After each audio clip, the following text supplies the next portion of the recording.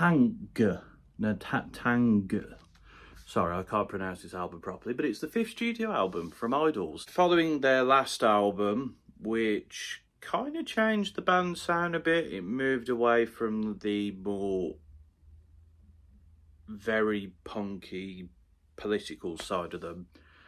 And it was an album that I felt like was a sort of a change in direction, but not quite the full-blown change. And I feel like this album is a bit different. It's different in terms of approach. It's a bit more positive. It's a lot more about love and affection and solidarity with your partner, whether man or woman or, you know, gender neutral, non-binary person, although the pronouns here are he and her predominantly. And there's different sounds here as well. There's like a dance punk element, there's an art rock influence as well. But there is sort of that classic Idol sound here as well, if that's what you're looking for. But it's a lot more positive on the lyrical front, which took a bit of time to get used to, because I think IDLES is a band I go to for that more sort of grittiness, that sort of anger at the state of the world. And you can still go back to that, of course, especially with their first 3 records. But this is a different sound. And for the most part, I think it does work. On production front, you've got Nigel Godrich, who's worked with like Radiohead, Paul McCartney, Roger Waters, and you can definitely see the influence of a lot of the bands he's worked with. And you've got Kenny Beats, who of course is predominantly known for his hip-hop production, but he worked with IDLES on their last album.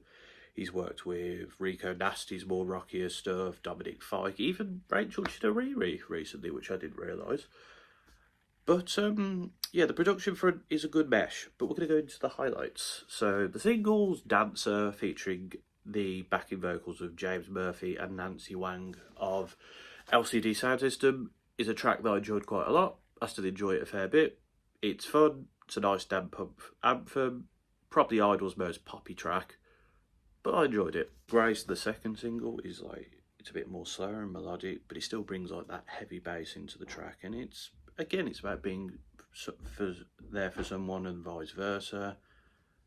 And it's got this really infectious chorus. I said love is the thing, which is a theme of the record. I'm surprised Love is the Thing is not the name of the album. I think it might have been at one point, but I'm not 100% sure.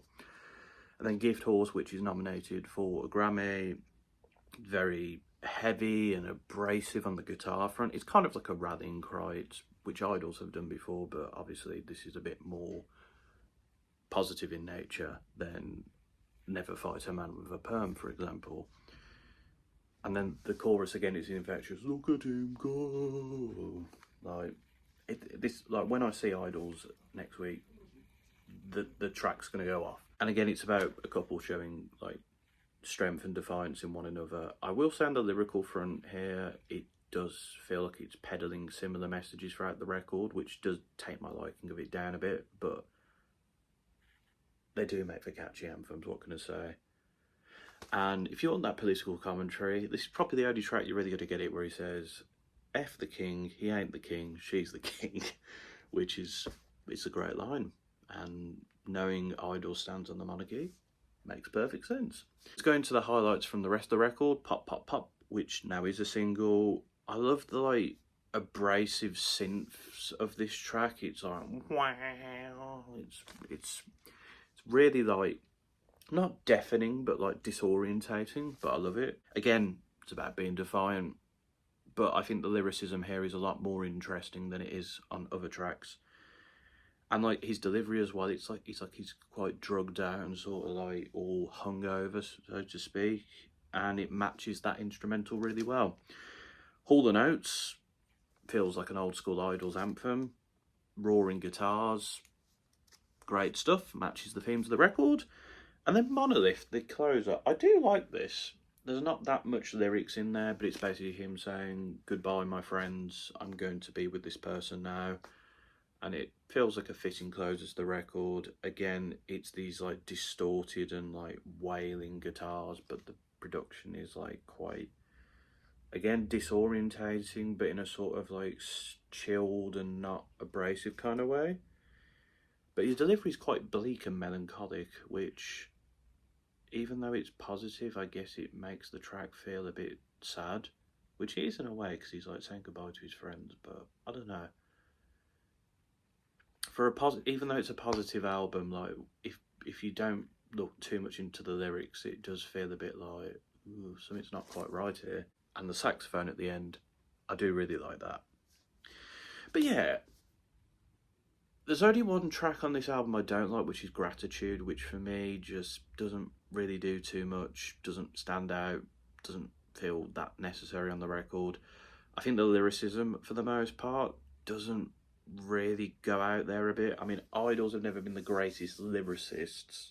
Well, actually, no, they have been really good lyricists. I think they've had bold and impassioned statements, and I think on this record, Pop Pop Pop has very good, very intriguing lyricism, but it feels like they've slightly dumbed it down a bit. And I think they got a bit of criticism for that on Ultra Mono, but I think just because they were a bit more obvious with their political commentary didn't make it like less impactful. Or whereas here, I don't know. It does feel a bit. It feels like each song is kind of saying the same thing. It does drag my enjoyment down of the record quite a bit. But there's some very good tunes here.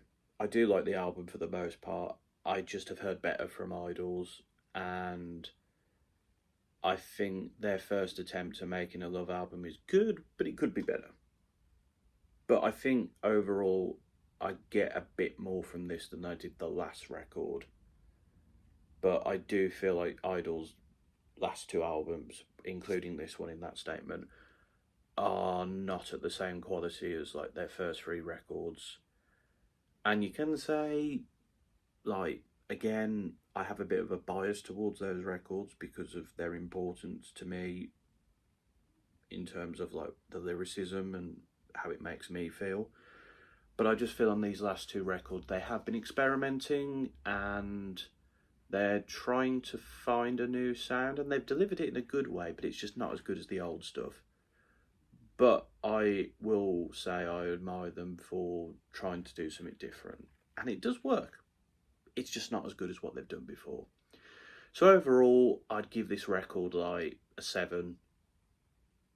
A 7. A very solid, mild 7.